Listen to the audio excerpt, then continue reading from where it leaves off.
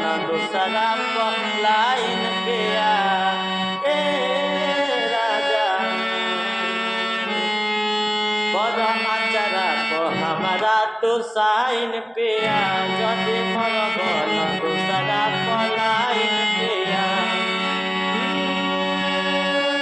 सातो बचनवा न भूली हो सजनवा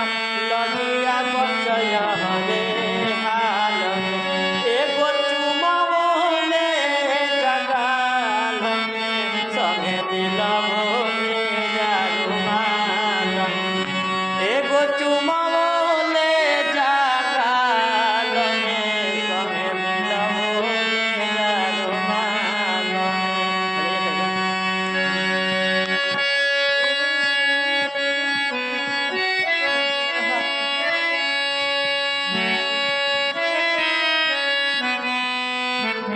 एगो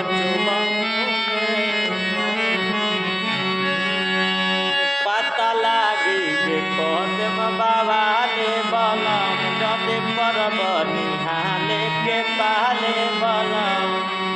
हो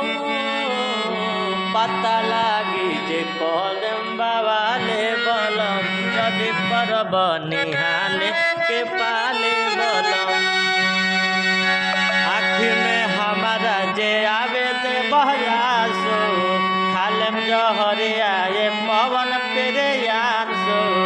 आँखी में हमारा जे आवे दे बहयासो